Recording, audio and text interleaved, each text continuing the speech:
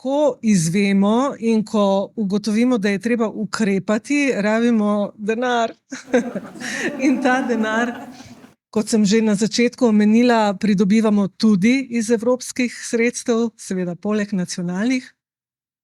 In ta denar potem prihaja v Slovenijo preko Ministrstva za kohezijo in regionalni razvoj, med drugim, in preko Ministrstva za vzgojo in izobraževanje.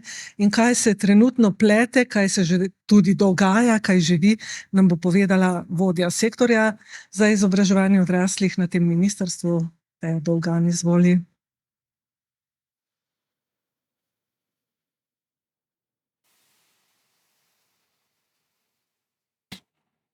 Dober dan.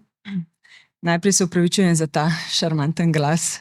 Nekaj me heca zdravje, tako da upam, da današnjo prezentacijo pripeljem relativno uspešno do konca. Se vnaprej opravičujem za, če bo se zgodil kakšen zaplet. Torej, jaz bom govorila o ukrepih, ki podpirajo pridobivanje spretnosti, a bi želela najprej dati en čisto kratek uvod v temo.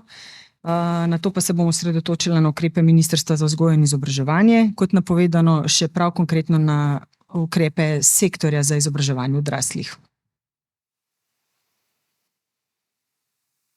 Torej, kaj sploh potrebujemo, ko govorimo o pridobivanju spretnosti? To je proces, ki zahteva predanost, prakso in vztrajnost. In bi se vprašala, od koga to potrebujemo. Vse te tri elemente potrebujemo in jih je potrebno zaznati tako pri udeležencu, ki spretnosti pridobiva, pri izobraževalcu, ki znanje predaja, in tudi pri organizaciji kot taki, ki organizira oziroma omogoča pogoje za nek učni proces. Naslednje vprašanje se postavi, kdaj je potrebno zahtevati predanost, prakso in vztrajnost. Proces se začne pred, traja seveda med in se nadaljuje tudi po izobraževanju. In pomembna ni samo sama dejavnost usposabljanja kot taka, pač pa tudi načrtovanje procesa ter po zaključku analiza in seveda tudi skrb za trajnost usvojenega znanja ali spretnosti. In še vprašanje, zakaj? Zaradi zagotavljanja kakovosti procesa samega in seveda tudi kakovosti usvojenega znanja. V novem evropskem programu za izobraževanje odraslih je predstavljena vizija razvoja izobraževanja odraslih v Evropi do leta 2030, med katerim je tudi prednostno področje kakovost, pravičnost, vključevanje in uspeh v izobraževanju odraslih in poudarek na strokovnem razvoju osebja za izobraževanje odraslih, mobilnosti učečih se in osebja, zagotavljanju kakovosti in aktivni podpori prikrajšanim skupinam.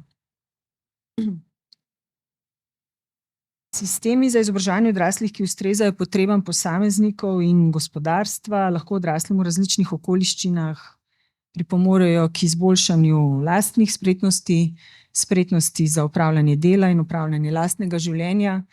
In odrasli z višjimi stopnjami spretnosti le-te praviloma zagotavljajo boljše zaposlitve in širše družbeno uveljavljanje ter rezultate. Učenje odraslih, ne glede na to, ali je formalno ali neformalno, na delovnem mestu ali zunaj delovnega mesta, v tradicionalni ali spletni obliki, ima tako vse pomembnejšo vlogo in ključni izzivi za Slovenijo so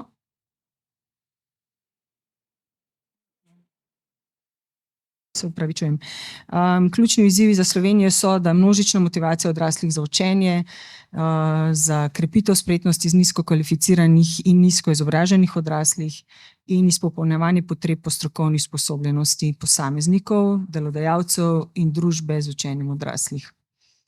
Globalizacija, tehnološki napredek in demografske spremembe vplivajo na življenje ljudi v Sloveniji, tudi v povezavi z zunanjimi evropskimi in svetovnimi trendi, in v svetu se spreminjajo delovna mesta, njihova razpoložljivost in zaposlovanje. Izpeljava zaposlovanja in pridobivanje spretnosti, ki jih delovna sfera potrebuje in se spreminjajo. In to od odraslih zahteva, da so vse bolj prilagodljivi in prožni glede nalog, ki jih opravljajo, ter poklicev in sektorjev, v katerih delajo in delujejo. Hitro staranje prebivalstva v Sloveniji pomeni, da bo manj mladih delavcev zadovoljevalo nove potrebe po spretnostih in odrasli današnjega časa se ne bodo le pozneje upokojili, ampak bodo svoje spretnosti morali nujno nadgrajevati in posodabljati, in pri tem je ključno, da zagotavljamo visoko kakovostne priložnosti za vzdrževanje in pridobivanje novih spretnosti celotnemu odraslemu prebivalstvu v Sloveniji.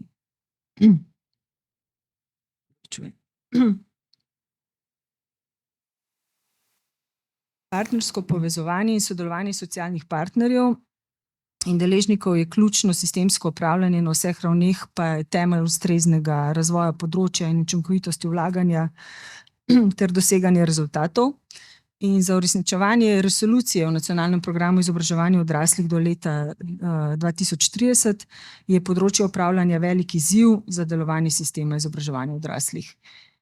Uresničevanje prav te resolucije je v pristojnosti ministrstev, ki so odgovorna za izobraževanje odraslih in načrtujejo ukrepe ter razporejajo sredstva, tako državna kot evropska, za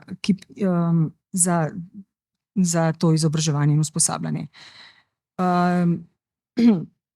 Sofinancirajo se sredstva evropske kohezijske politike in drugih evropskih skladov ter mednarodnih programov. In v skladu z letnim programom izobraževanja odraslih, ki je operativni dokument posameznega leta izvajanja resolucije, so za uresničevanje ciljev odgovorni tudi izvajalci, ki razvijajo in izvajajo programe in dejavnosti, ki podpirajo izobraževanje odraslih. To so razni razvojni skladi, organizacije za izobraževanje odraslih, organizacije, ki upravljajo dejavnosti v okviru zdravstvene vzgoje in drugih preventivnih ukrepov, organizacije, ki izvajajo izobraževanje s področja kmetijske dejavnosti, s področja kulture ter razvojno-raziskovalne organizacije, javni skladi, javne agencije, zbornice, zveze in podobne organizacije.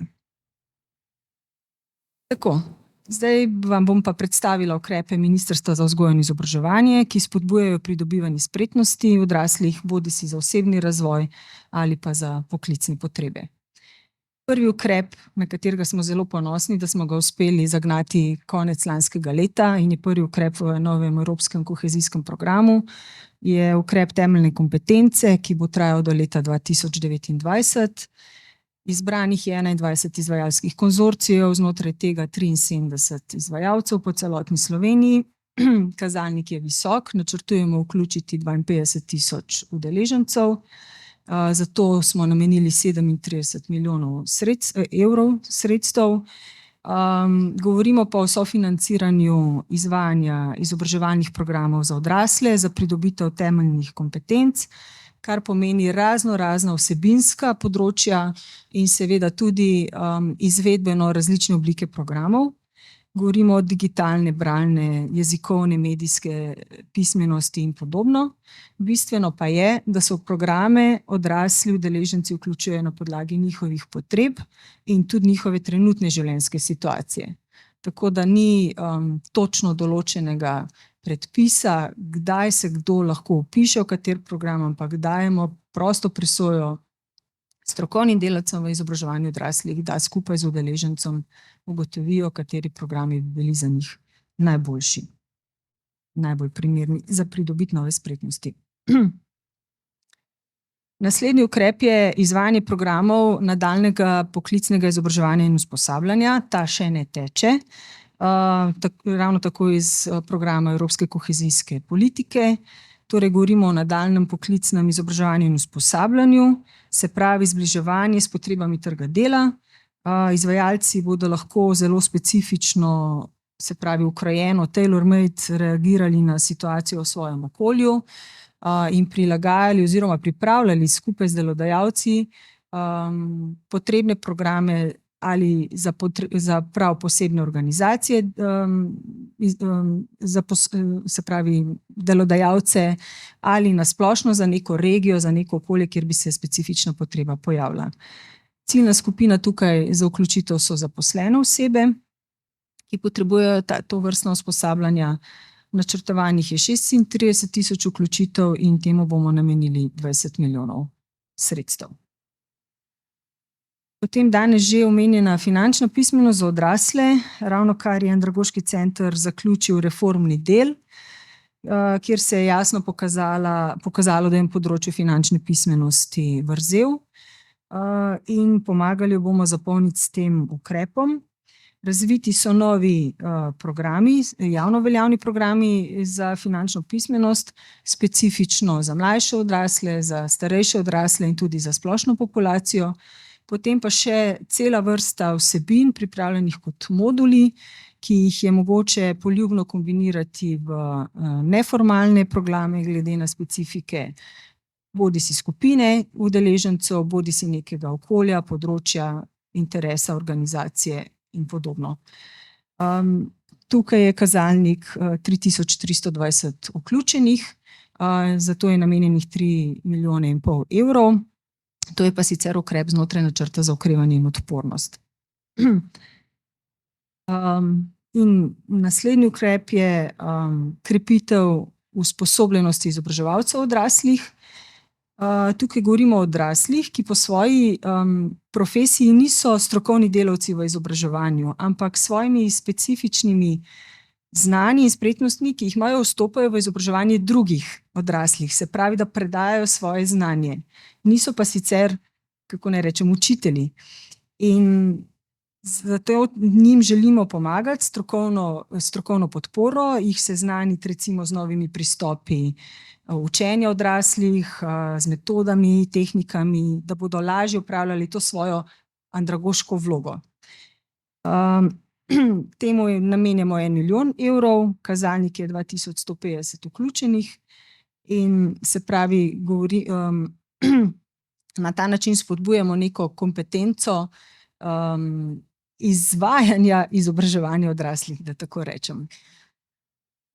In podobna akcija ali pa ukrep je tudi usposabljanje mentorjev za izvajanje praktičnega usposabljanja pri delodajalcih, ki se trenutno izvaja znotraj načrta za okrevanje in odpornost in že teče. Ko pa se načrt za okrevanje in odpornost izteče, pa se nadaljuje v evropski kohezijski politiki, v evropskem kohezijskem programu. Ta akcija je podobno kot prejšnja namenjena temu, da zaposlenim, ki v podjetjih sprejmejo na praktično usposabljanje dijaka ali študenta, da jih opremimo z znanji, tehnikami, pedagoškimi, andragoškimi, jih seznanimo s specifikami udeležencev, ki jih njim v podjetja prihajajo na usposabljanje, na praktično usposabljanje z delom, ker je to pač del učnega procesa, izobraževalnega programa, ki ga sicer dijaki pa študenti upravljajo v šoli, in jih s tem opremimo za lažji prenos znanja, njihovih delovnih kompetenc oziroma tudi kompetenc, ki znotraj delovnega procesa, da jih lažje prenesejo dijakom in študentom na praksi in s tem tudi nekako zbližamo šolski izobraževalni prostor s trgom dela.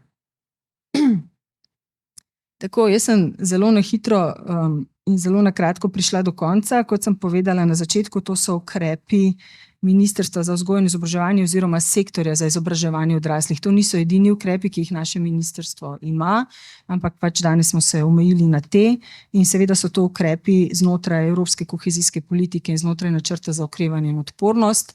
Na domačem delu proračuna skrbimo za temeljno vključevanje odraslih v izobraževanje v smislu osnovne šole za odrasle in nekaj čisto malega v pridobitev izobrazbe oziroma na nek način sofinanciranje tega sistema na srednješolski ravni. Vse ostalo v veliki meri črpamo iz evropskih sredstev, iz evropskih mehanizmov, za kar smo seveda zaenkrat zadovoljni, bi bilo pa to vsekakor potrebno marsikaj od tega spraviti v državni del proračuna, v nacionalno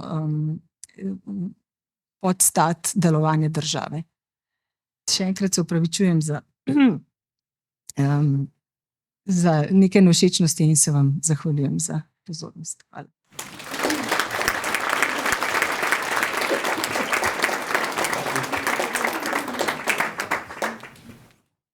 Lepa hvala, Teja, za to, da si izpeljala malo, da ne s poslednjimi močmi, ampak zelo uspešno in veliko informacij si nam dala takih spodbudnih. Tole zadnje, da bi prenesli prizadevanja in po možnosti tudi količino denarja v nacionalni proračun, to je seveda zelo optimistično, bojimo se tam po letu 28, kaj se bo zgodilo, ampak odnehali pa ne bomo, bo že se našel nek način.